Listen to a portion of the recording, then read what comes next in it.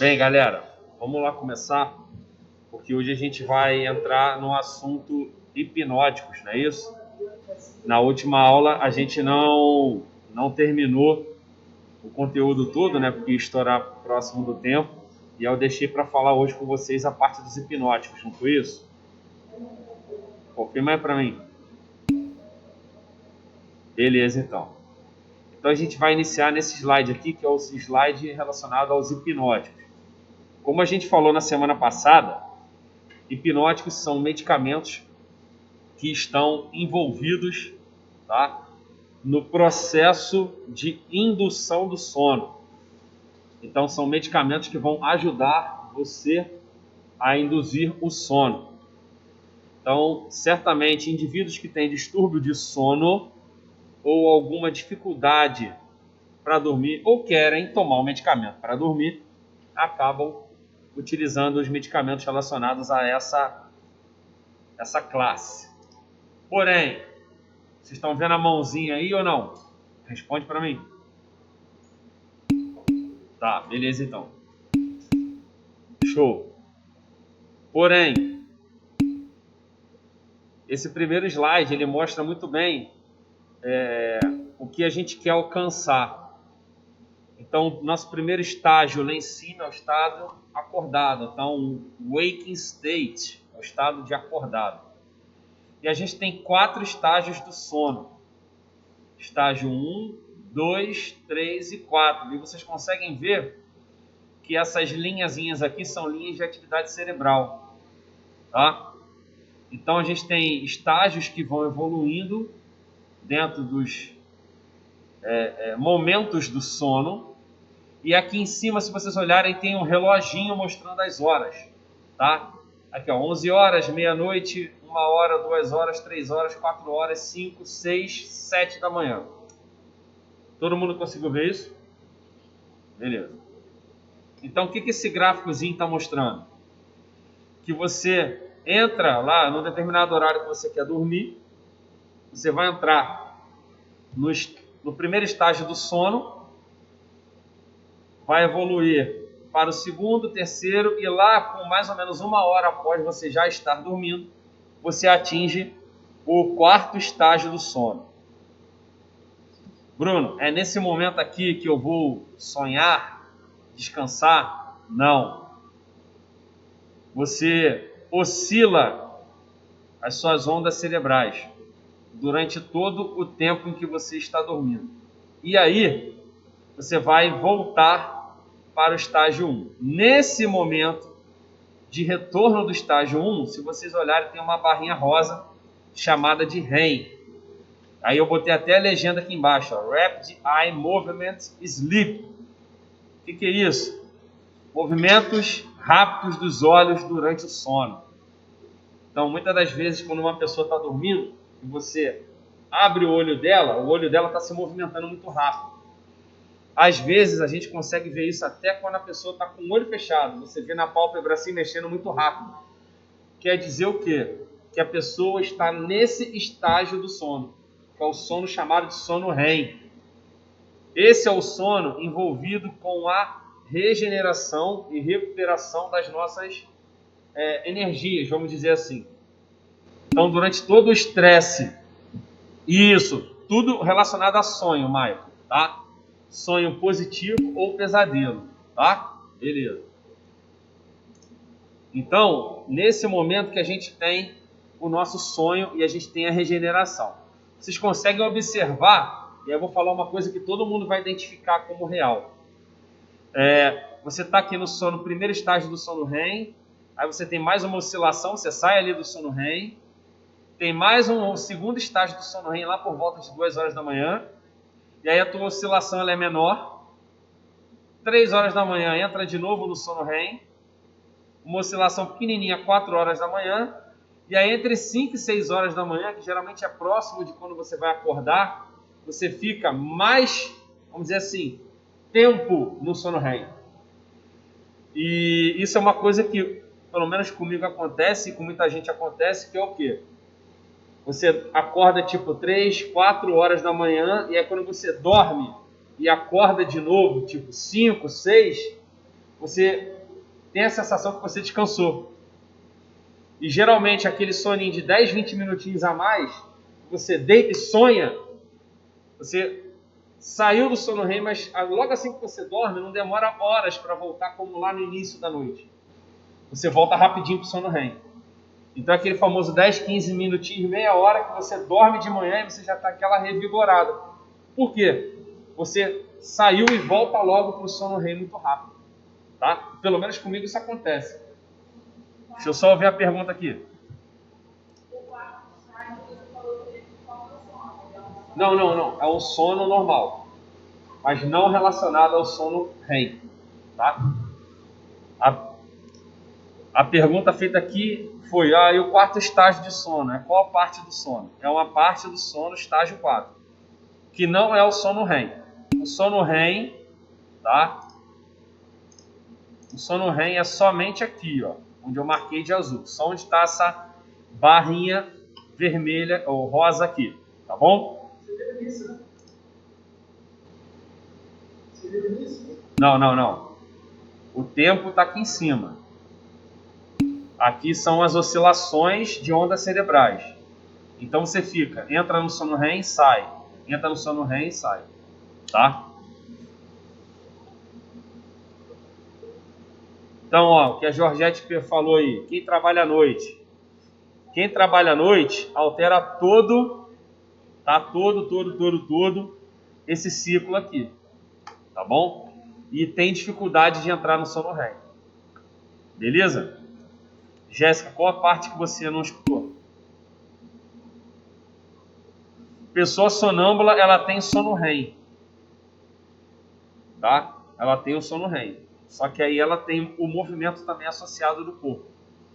Não é à toa que a pessoa, durante o sonambulismo, ela está sonhando. Então ela está no sono REM. Entendeu, Mariana?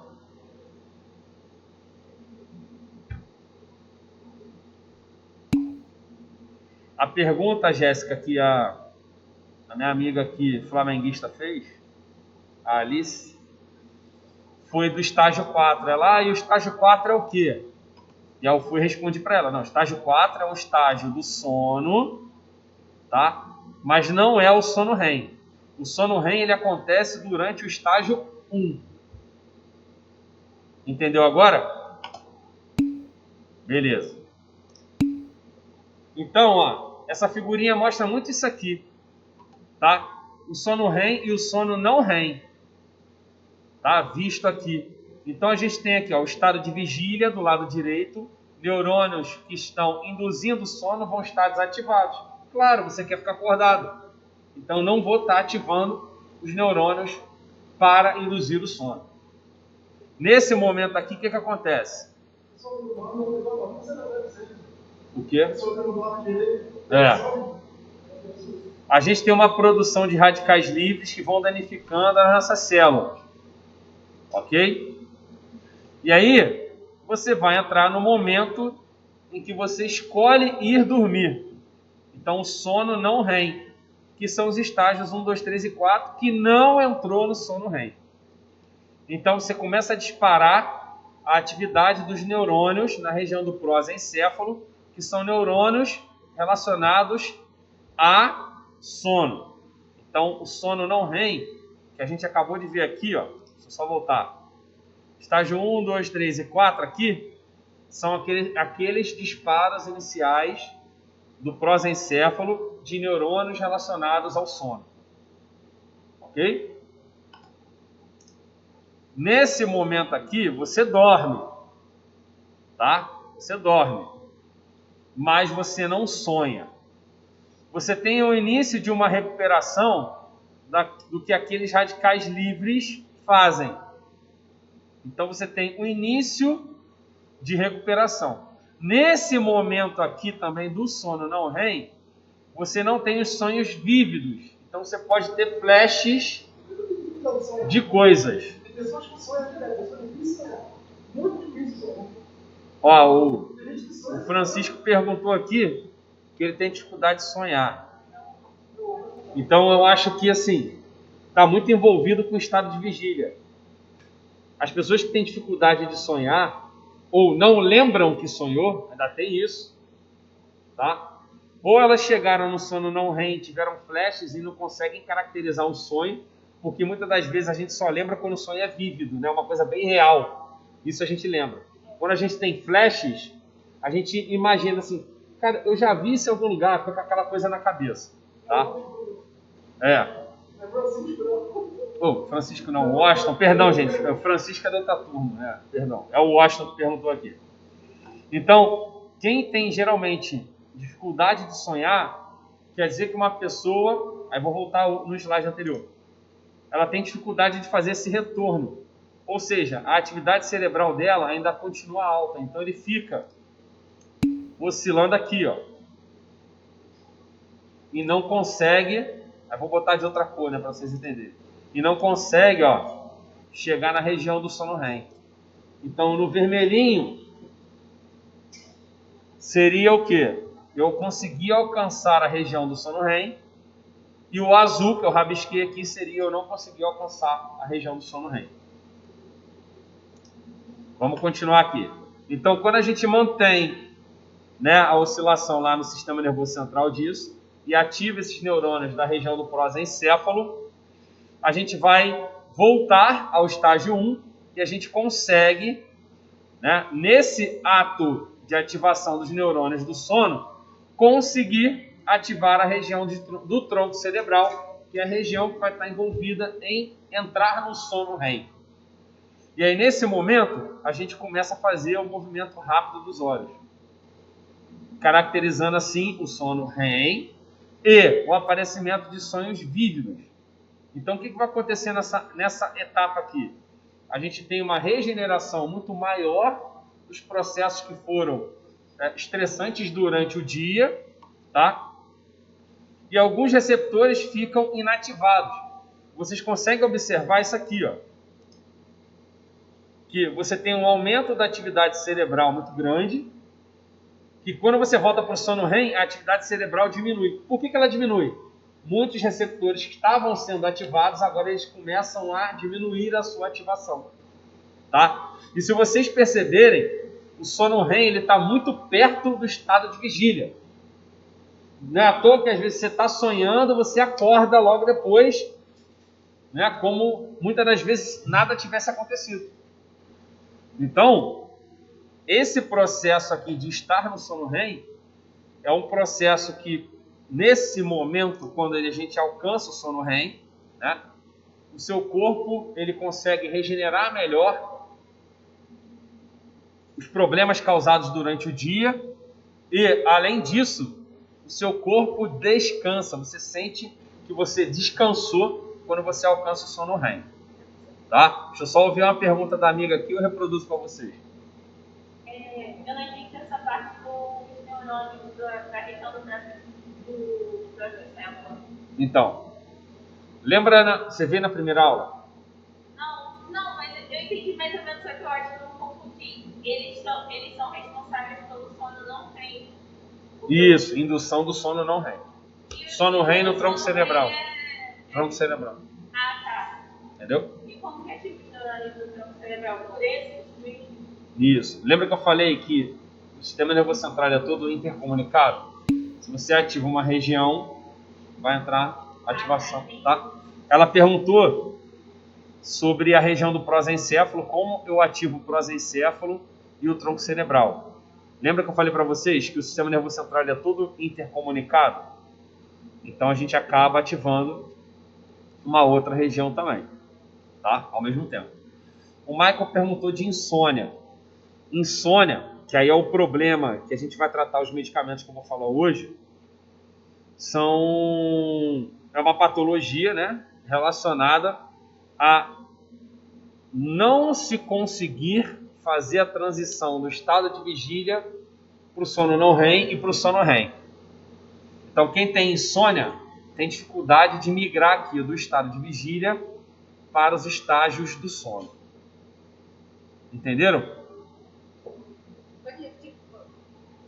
Vou repetir. Quem tem um problema de insônia tem a dificuldade de fazer a transição do estado de vigília para o estado do sono REM.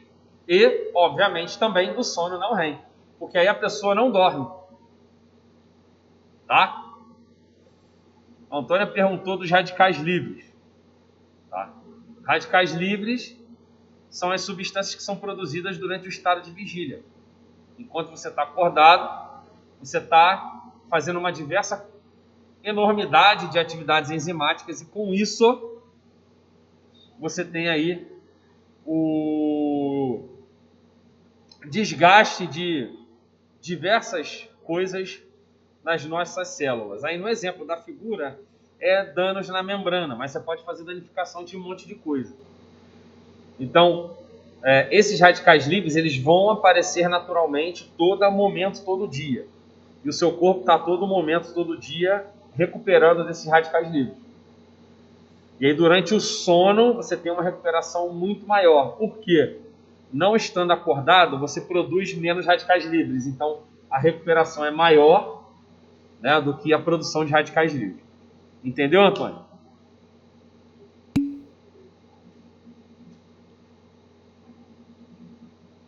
Beleza. Vamos continuar então, que tem muita coisa ainda. Vamos lá. Isso aqui explicando um pouquinho do que a amiga aqui perguntou. Ó. Como é que a região lá do prosencéfalo vai ser ativada e vai ativar o tronco cerebral? Olha aqui os neurônios fazendo uma intercomunicação. A gente tem aqui, ó, neurônios. Aí eu botei a legenda, que é qual é o neurotransmissor que está ativando, tá? Todos esses neurotransmissores coloridinhos, tirando o verde, são excitatórios. Então, eles vão ativar o sistema nervoso central. Já o GABA, a gente já conhece que é um neurotransmissor inibitório. Então, o que acontece aqui na região do sono? Se vocês olharem na região do sono, na figurazinha do sono, você tem uma ativação de neurônios de GABA, que vão aumentar o influxo de cloreto e fazer hiperpolarização e frear o potencial de ação. De quem? Dos neurônios que estão envolvidos com a parte excitatória. Então, se vocês olharem aqui, estado acordado, tem o amarelo, o azul, o roxo, né, e o outro azul mais claro aqui, com a intensidade da seta grossa. Ou seja, está ativando muito. E se você olhar aqui na parte de cima do cérebro, está amarelo, está vermelho, ou seja, toda a sinalização dos neurônios está acontecendo de maneira intensa. Cores quentes quer dizer que acontece. Quando a gente entra lá no estágio de sono, mesmo que seja o não REM, você vê que a intensidade das setinhas aqui, ó, da amarela, da azul escuro, da roxa e da azul claro, elas ficam mais finas. Por quê? Porque você tem uma ativação de neurônios que são GABAérgicos, que vão bloquear a sinalização dos neurônios que são envolvidos com neurotransmissores excitatórios. Então você vai, em vez de acontecer toda a sinalização aqui, ó, do sistema nervoso central, o GABA, aí vou botar até de verde também, o GABA vai fazer o quê? Ele vai bloquear essa ativação do sistema nervoso central. Todo mundo entendeu isso?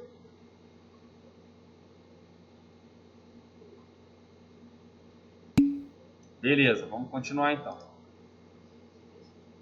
Sabendo disso então, a gente já começa a ter uma ideia de como ajudar a entrar no sono. Por quê?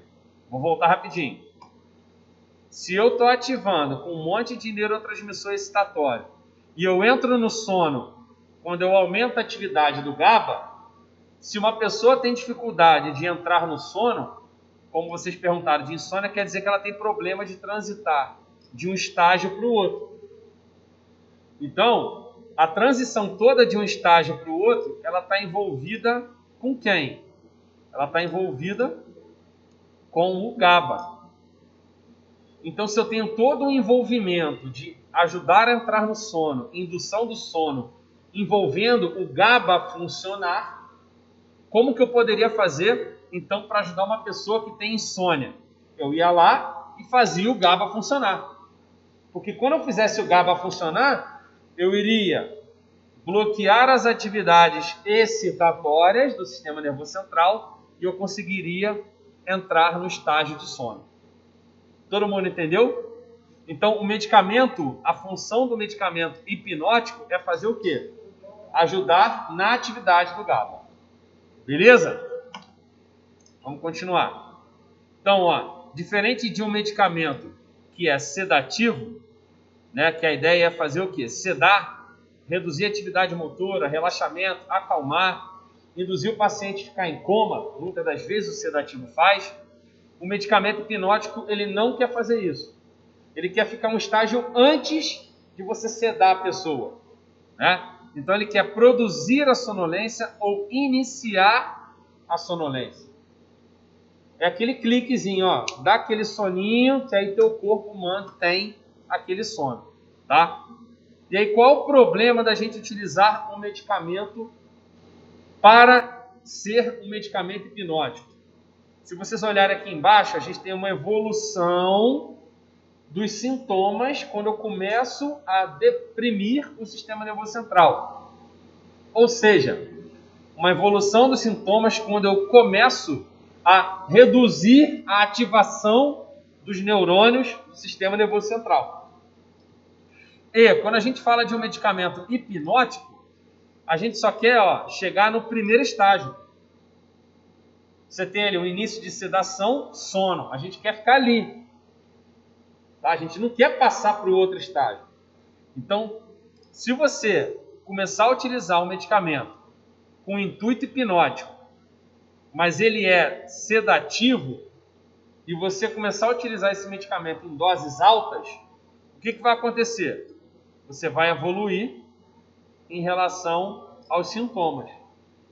E aí que é o perigo. Porque quando a gente olha aqui embaixo, vou marcar de azul. Olha esses sintomas aqui, ó. Coma, depressão respiratória, perda de atividade cardiovascular. Então, em grandes quantidades, você pode contribuir para que a pessoa venha a óbito. Todo mundo entendeu? Então, beleza, vamos continuar. Foi aí, gente? Beleza, vamos lá. Então tá bom, quais são os medicamentos utilizados como hipnóticos? Pô, muito utilizados como hipnóticos são esses dois aqui que eu marquei, os dois primeiros pontos, tá? Bruno, por que o barbitúrico hoje já não é mais utilizado? Quando vocês lerem no livro, na região de hipnótico, vai estar lá falando de barbitúrico. Por quê? Tem alguns barbitúricos que são mais, vamos dizer, brandos. Mas a gente já viu na aula passada que os barbitúricos eles não têm um índice terapêutico legal. E aí o que isso causa? Não ter um índice terapêutico legal, a gente pode evoluir nesses sintomas aqui mais rápido. Então é mais perigoso para o paciente usar um barbitúrico, porque o barbitúrico ele pode fazer uma depressão muito rápida do sistema nervoso central, coisa que um benzodiazepínico não vai fazer essa depressão rápida do sistema nervoso central, tá?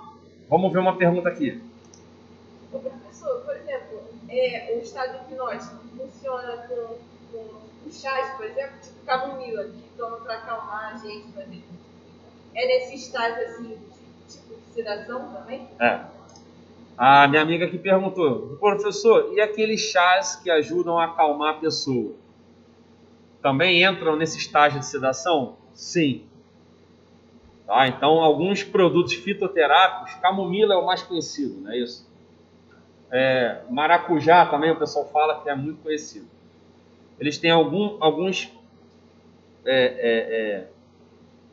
produtos, né, algumas substâncias químicas que ajudam a fazer esses estágios de depressão do sistema nervoso central. Tá? Bruno, é no GABA?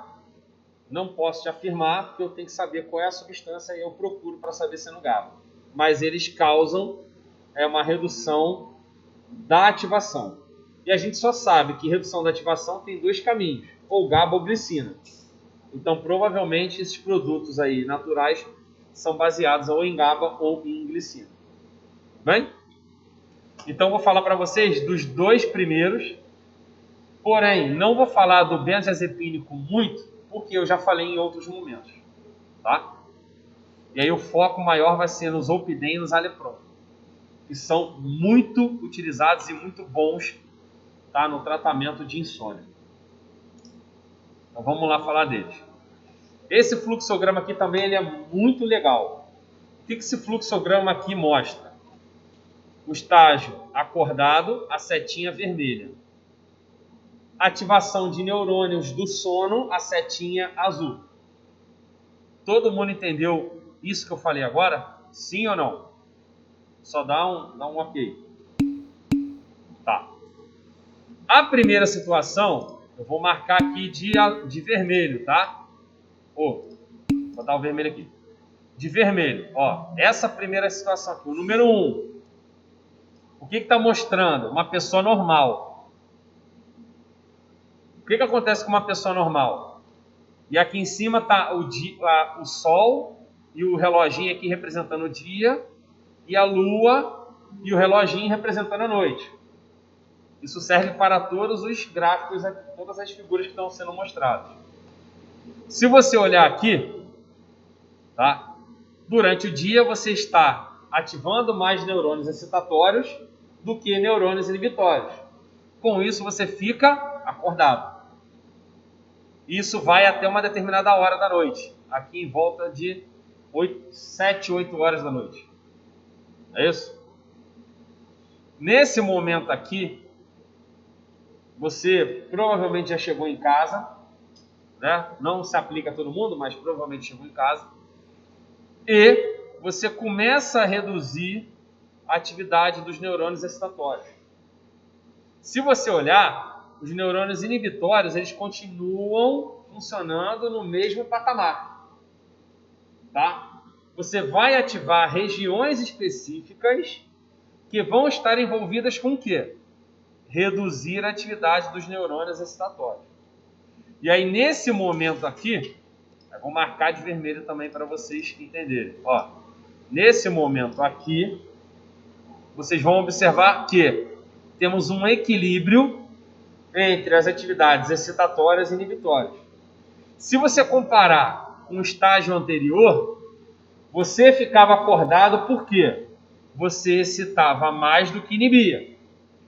Aqui nesse estágio aqui, o segundo estágio que eu mostrei para vocês, a gente já começa a ficar menos acordado. Por quê? Você já começa a equilibrar a inibição do que com a excitação. E logo após, você observa que os seus neurônios excitatórios estão menos ativos e aí você está inibindo mais eles do que ativando. Nesse momento, você está com o seu sono e você consegue dormir. Tá? E isso é levado até o início do dia, 6 horas da manhã, onde você volta a balancear a excitação com a inibição e volta a ativar mais os neurônios do que inibir. E aí, quando a gente chega aqui nesse finalzinho, a gente volta para essa etapa inicial aqui e você volta para o seu dia normal. Então, foi a primeira figura? Foi. Isso é o normal. Tá? Isso é o normal. A segunda figura, que é essa figura agora que eu estou marcando aqui de vermelho, que é o número 2, o que acontece aqui nessa figura 2? Vocês conseguem observar que a setinha da excitação, ela tem um adicional, ela tem um plus ali, tem um amarelinho. O que é esse amarelinho? É o teu estresse. Então, o que acontece nas situações estressantes? Se você tem um dia estressante, você vai estar estimulando a ativar mais os neurônios excitatórios e vai continuar inibindo no mesmo potencial. Porém, quando você leva isso aqui lá para o horário do seu sono, você leva também o seu estresse. E aí, você continua potencializando a atividade excitatória dos neurônios porém a inibição ela continua no mesmo nível. E aí vamos supor, conseguir inibir alguma parte dos neurônios. Você começou a ter o sono e, por manter a excitação dos neurônios devido ao estresse, você vai e acorda no meio da noite. Muitas das vezes não consegue voltar a dormir e muitas das vezes o paciente acorda lá em torno de 1, 2, 3 horas da manhã e não dorme mais. E aí com isso a gente caracteriza uma insônia. Por que aconteceu isso tudo? A situação estressante do dia fez com que você ativasse mais os neurônios excitatórios. Todo mundo entendeu uma situação de estresse relacionada à insônia? Beleza. Bruno, e o número 3? O número 3, ele está relacionado ao quê?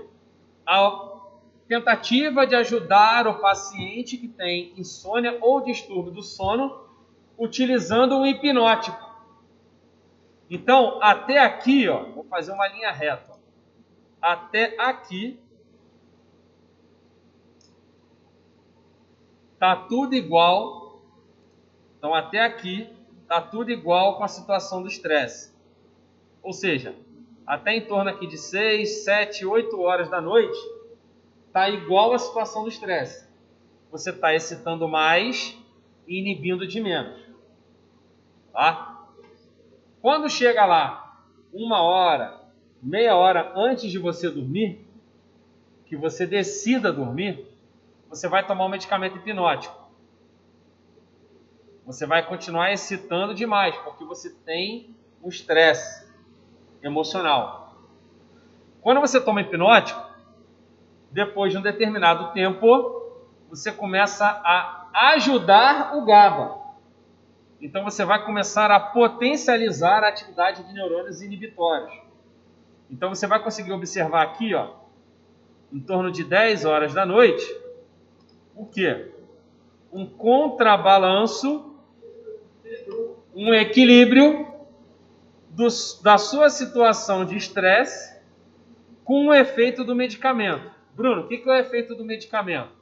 Se você olhar a setinha verde aqui, que era neurônios inibitórios, ela tem um adicional azul, e esse adicional azul é o quê? O medicamento hipnótico.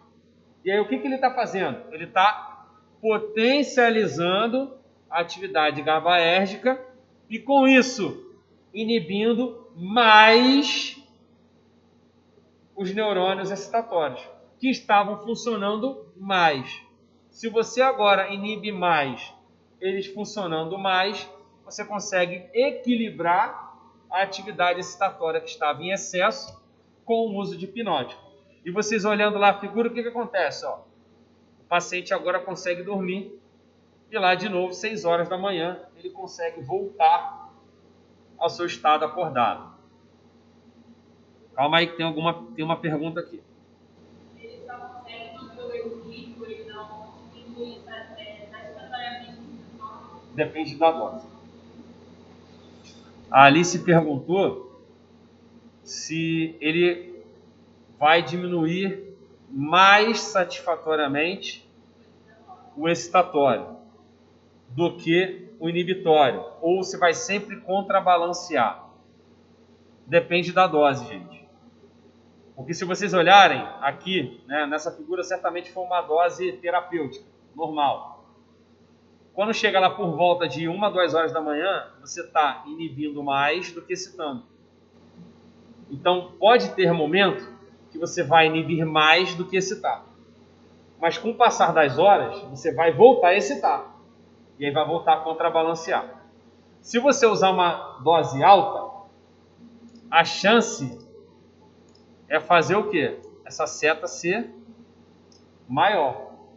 E qual é o problema disso? Você arrasta isso para o dia inteiro.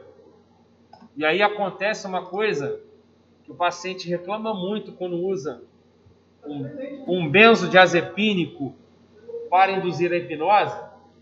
Ele reclama do que a gente chama de ressaca. Ele tomou o medicamento para dormir, Ele dormiu, mas ele acorda e fica sonolento durante parte do dia.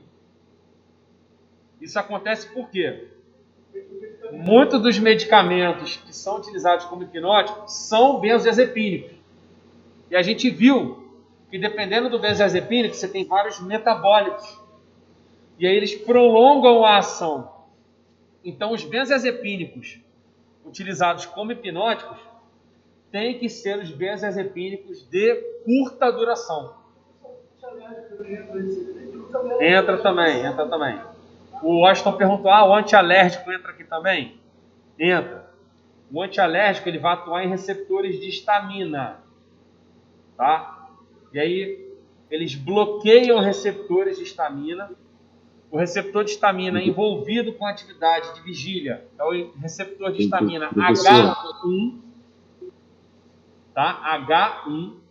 E esse receptor de histamina H1, quando você usa o antialérgico bloqueia o receptor H1 no cérebro e aí induz o paciente um pouquinho ao sono. Obviamente depende do antialérgico.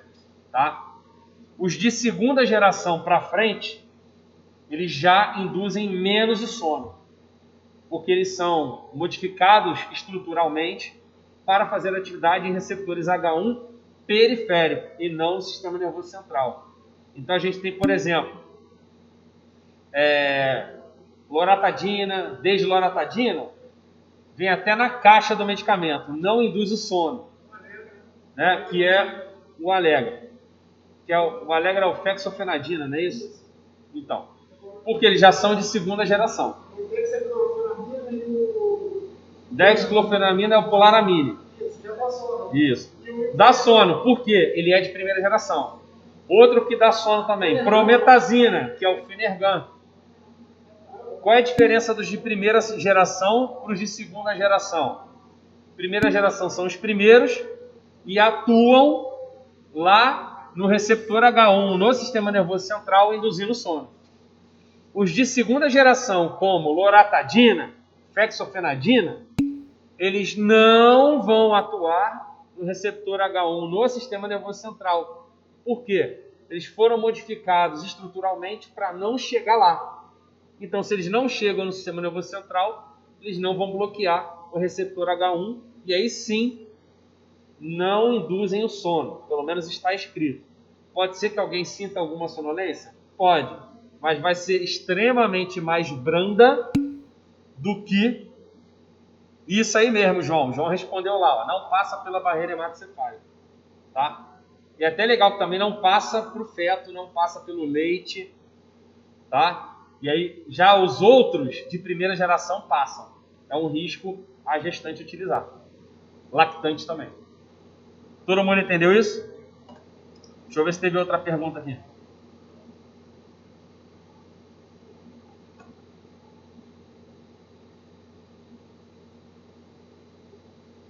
O relaxante muscular também. Também entra aí, tá? Ajuda a induzir o sono. Ciclobenzaprina é de Deus, gente. Quem nunca tomou, toma. Dorme, que é uma beleza e relaxa o músculo. Bonzão. Eu gosto. Vamos lá.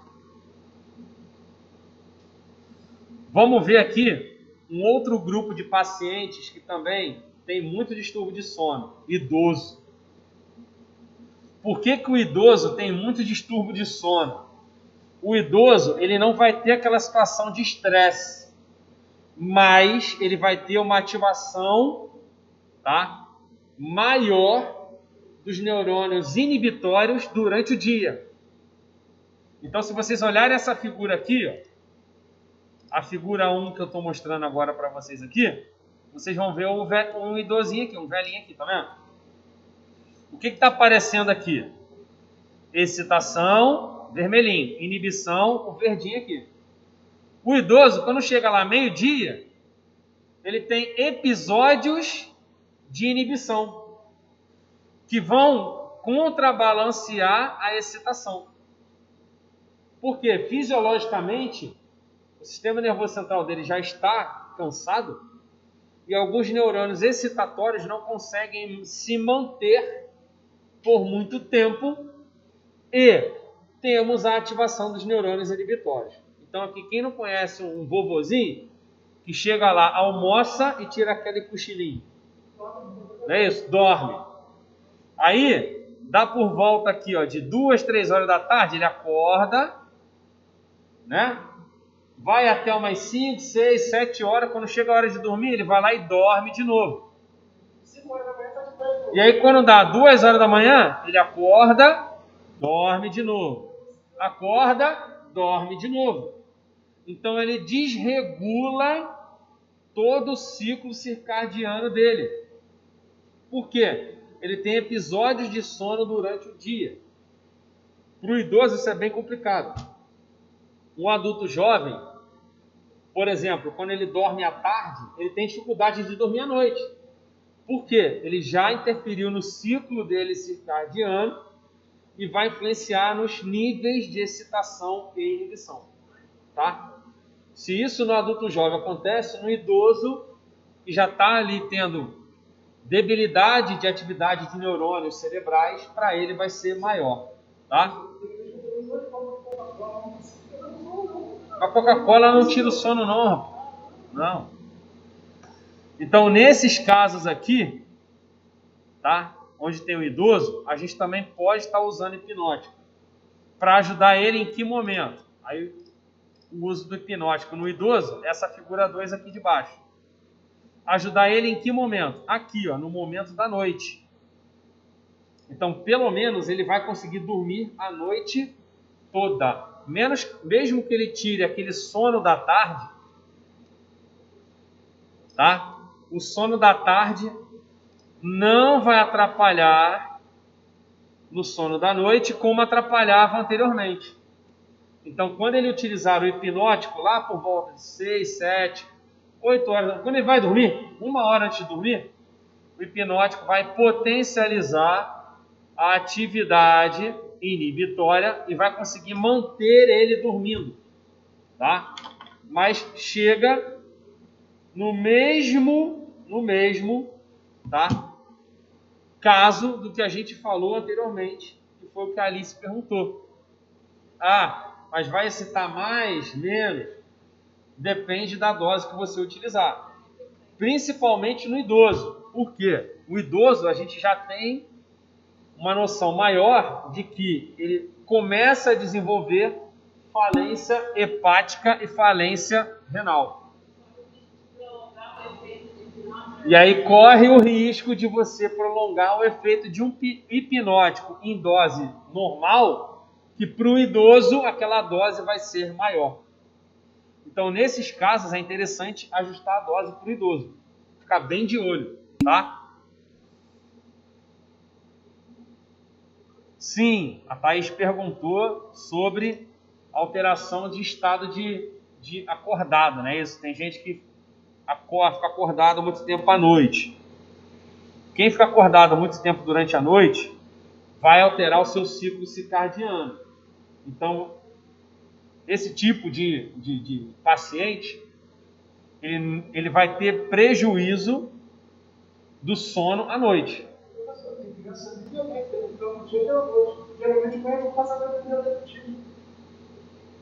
Sim, neuleptil é um medicamento que faz o quê? Deprime. É gabapentina, né? Não, é clozapina. É isso? É. Acho que é clozapina. Não, esqueci o nome. Fugiu agora da mente. Mas é um depressor do sistema nervoso central. Entendeu, Thaís? Você consegue reverter pode ser com o uso de medicamento e mudança de estilo de vida.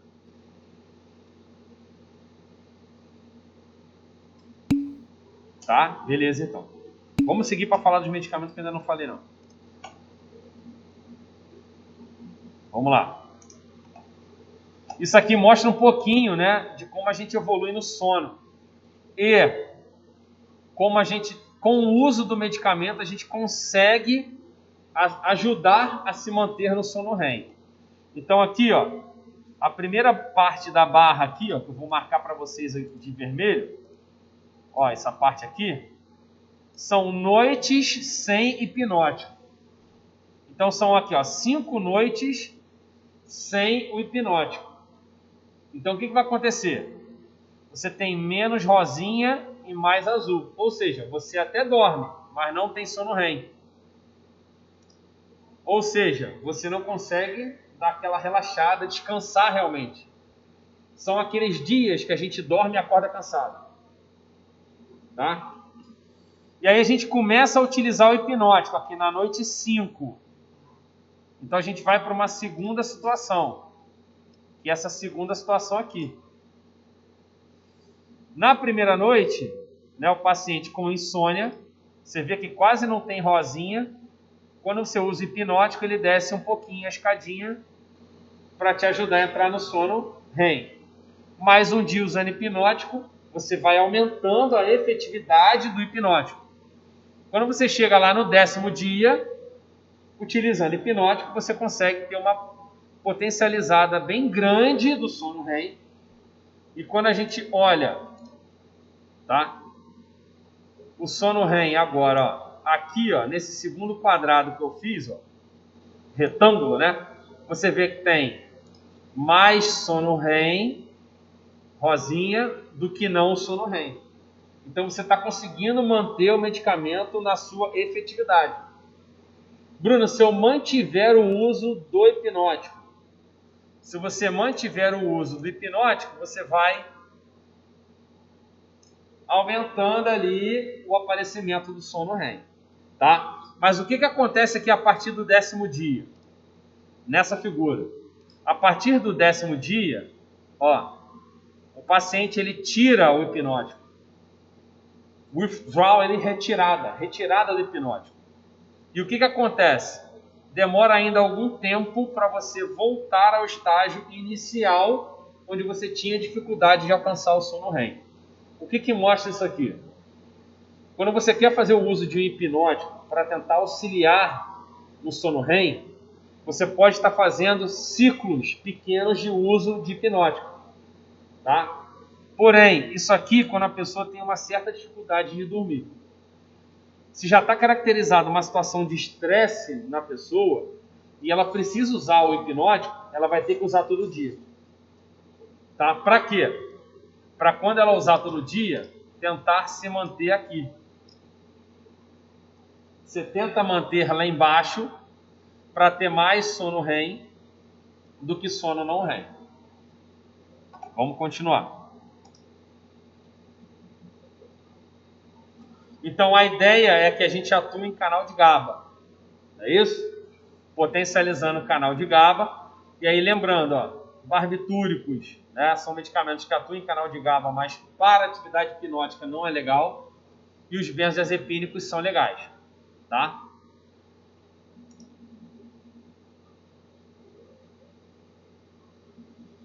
Por que os benzodiazepínicos são melhores? Por causa disso aqui, ó. As coresinhas, elas vão falando os sintomas. Tá vendo aqui, ó? Então, ó, triazolam, que é um benzodiazepínico, ele começa a ativar os neurônios relacionados ao GABA, potencializando a atividade do GABA e aumentando a neurotransmissão inibitória, inibindo os neurônios excitados. Então, o que vai acontecer? O paciente começa a acalmar, diminuir a sua ansiedade, entra, tá, em um estado de hipnose, tá, lá, estágio hipnagógico, ou seja, de entrar em hipnose, e depois você mantém o estado hipnogênico. Então, os benzodiazepínicos, ele tem essa capacidade de evoluir e alcançar em concentrações altas no sangue, no máximo, um estado de hipnose, talvez chegando em anestesia. Tá? Os barbitúricos, aí está o exemplo aqui, o pentobarbital, não. Eles continuam evoluindo nos sintomas. O paciente pode entrar em anestesia e talvez em até paralisia de ativação dos neurônios. E aí que mora o problema. Porque você não tem neurônio excitatório só para te manter acordado. Você tem neurônio excitatório para funcionar o coração, o pulmão, funcionar isso tudo. E se você acaba utilizando em doses elevadas os barbitúricos, você vai começar a gerar uma depressão cardíaca, depressão respiratória, e o paciente pode evoluir para um óbito mais rapidamente. Tá? E aí isso mostra a nossa segurança do uso dos benzodiazepínicos como ansiolíticos. Lembrando, o uso está relacionado aos benzodiazepínicos de curta duração, tá? Que a gente já falou na aula anterior. Zolpidem e Zalepron são os dois, né, medicamentos hipnóticos, acho que mais prescritos, né? Zolpidem, então, muito, que é o Stilnox. Eu nem sei se é caro. É caro? O Stilnox é caro. E eles vão atuar onde? Eles vão atuar especificamente num subtipo de receptor de GABA, que é o ômega 1. Ou seja, é um receptor de GABA que tenha uma atividade seletiva associada a induzir o sono. E esse subtipo ômega 1 é um receptor que tem já descrito um baixo risco de dependência, coisa que os benzodiazepínicos causam.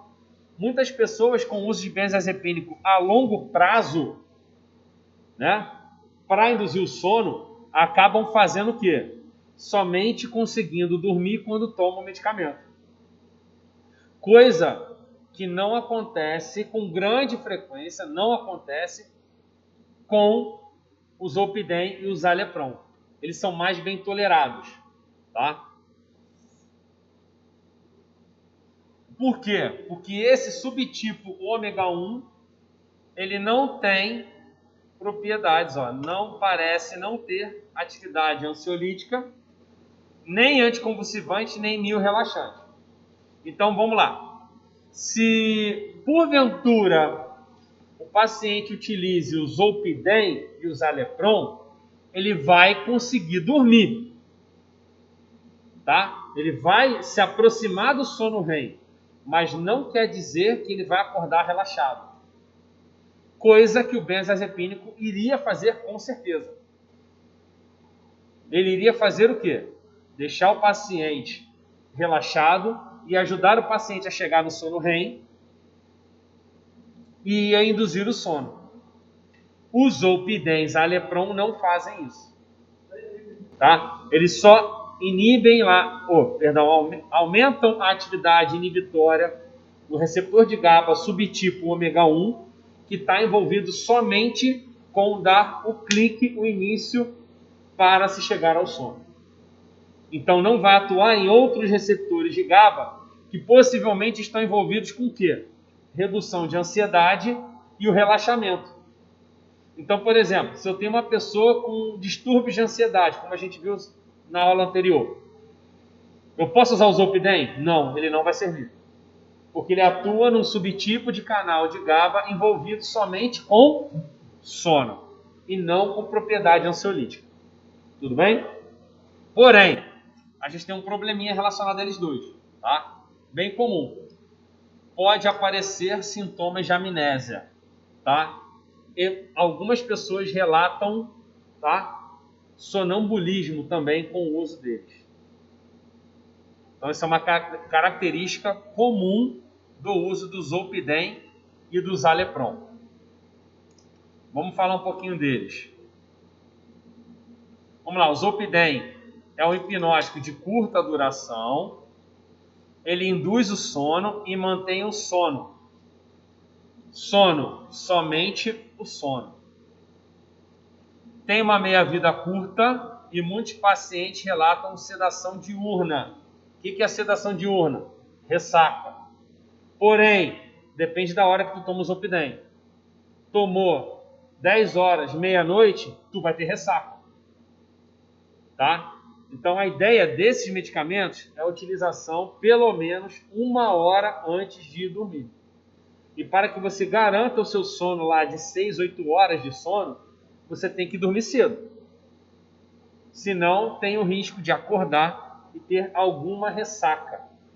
Ela é muito menor do que quando temos um benzodiazepínico. Mas ela pode aparecer no caso do Zolpidem, tá? Por que disso, Bruno? O Zolpidem, tá? Ele tem um tempo de meia-vida de 2 horas. Porém, a duração do efeito dele é em torno de 6 horas. Então, isso pode acontecer a ressaca nesse meio tempo aí, tá? A ressaca é aquela sedação de manhã. O cara acorda meio lento, sonolento, entendeu? Por efeito do medicamento. Ele é muito bem biodisponível e olha que importante, não deve ser administrado com um alimento, porque reduz a absorção dele. Então, se você for jantar, toma o medicamento meia hora antes, 40 minutos, 1 hora antes de jantar. Ou se você jantar, você vai ter que acabar utilizando o medicamento 1h30, 2 horas depois. Para que ele não tenha interferência do alimento, tá? Metabolismo hepático e renal, então aí o paciente que tenha problemas hepáticos ou renais, uma atenção grande, né, de termos que fazer um ajuste de dose, né? E as doses geralmente em adulto jovem até 20 mg, em idoso, devido, né, à alteração de atividade renal e hepática já é menor, entre 5 a 10 mg. Efeitos adversos, tá? Que a gente tem: sedação diurna, é o que eu falei da ressaca, amnésia muito relatada dos pacientes, tá? A tontura vem junto com a sedação diurna e alguns pacientes relatam hipóxia, tá? E muito associada a ronco, tá bom? Ronco e apneia do sono. É quando o paciente está dormindo e de repente ele sente falta de ar dormindo, tá bom? Alguns poucos pacientes relatam aí distúrbios gástricos. Pode ser uma náuseazinha, né? Uma alteração gastrointestinal.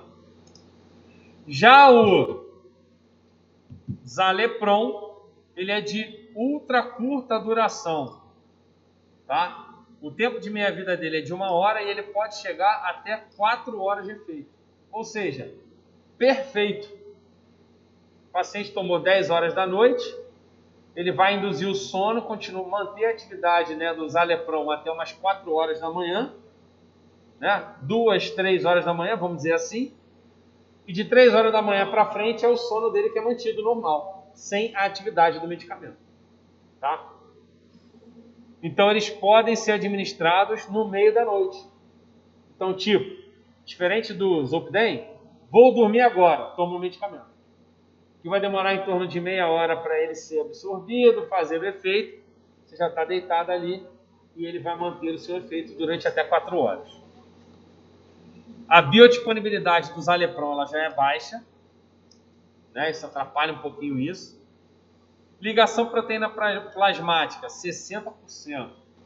Não é um percentual muito grande, tá?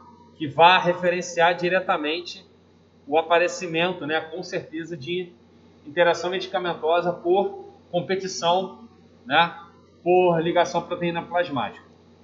E as doses são muito parecidas com a dose do Zolpidem. Segue a mesma ideia do Zolpidem, com metabolismo hepático e excreção renal. De novo, pacientes com qualquer tipo, né, de disfunção hepática e renal, uma necessidade maior de ajuste de dose.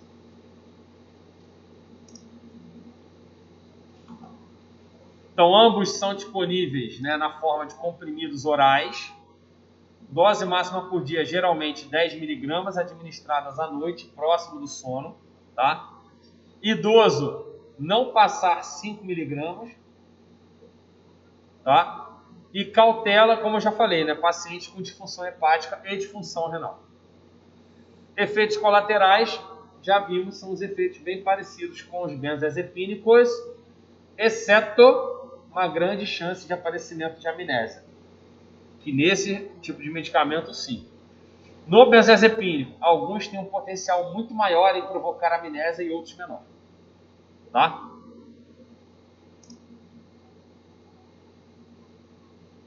Isso aqui é uma tabelinha que eu sempre, um gráficozinho que eu sempre acho, né, e coloco aqui para falar sobre medicamentos ansiolíticos e hipnóticos. Então tem aqui, ó, benzodiazepínicos, tá? Desvantagem de utilizar como ansiolítico e hipnótico.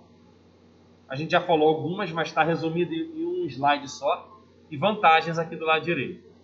Outros medicamentos, tá aqui, ó, Zolpidem, Zalepron. Desvantagens e vantagens. E os barbitúricos, tá?